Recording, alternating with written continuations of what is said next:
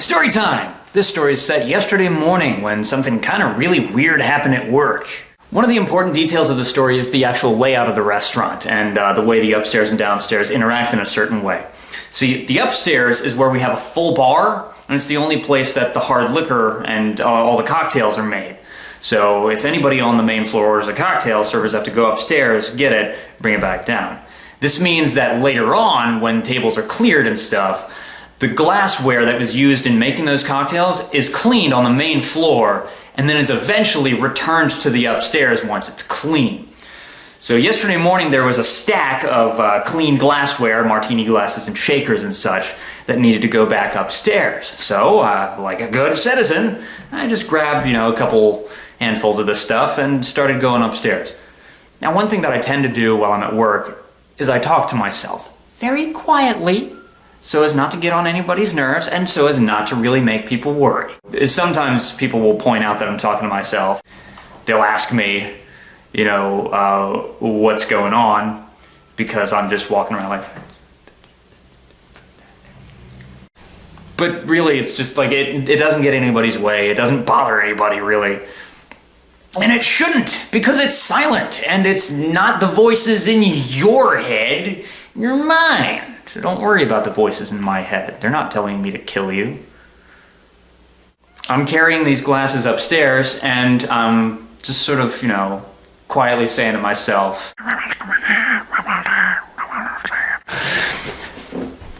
quietly, by the way, that's actually going to be a real song, but even quieter than that. And I'm putting away the martini glasses, and I am at the complete opposite end of the bar from this guy wearing a red shirt. He's over there in the corner. He's at the farthest point away from me on the bar that there is, and he's also on the opposite side of the counter. And I'm putting away these martini glasses, and I'm still just kind of quiet as a dancing, happy church mouse that's just listening to music over his headphones. Clearly jamming out, rocking out, but also just completely silent, not making any noise at all. And I turn just in time to see this guy mouth. And I'm a little freaked out by that.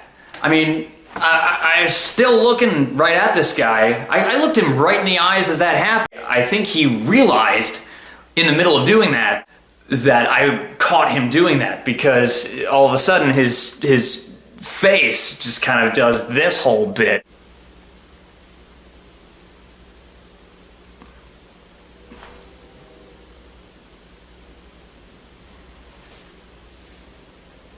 And he just starts staring straight forward at the wall.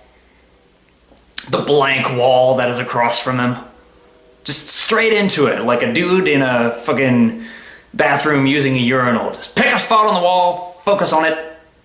Nothing else exists. And this just blows my mind. Like, the distance between me and this guy was seriously something like...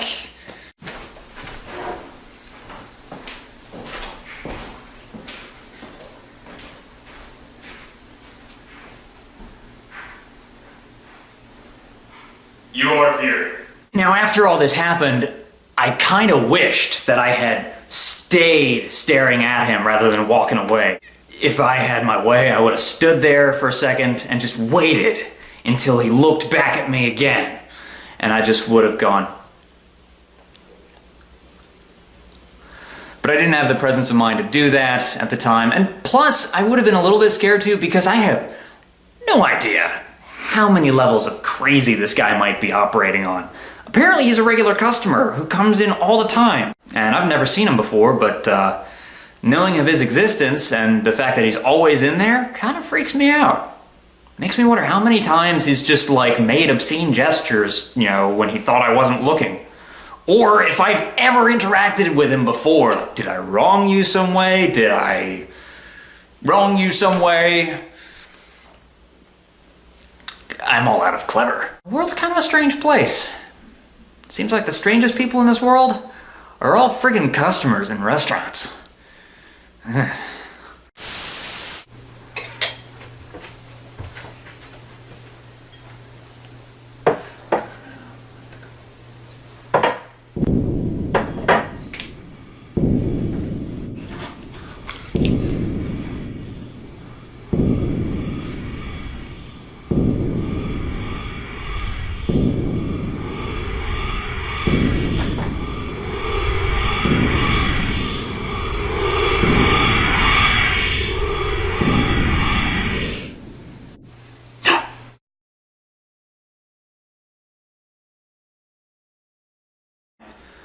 and I've never really seen him before, but knowing of his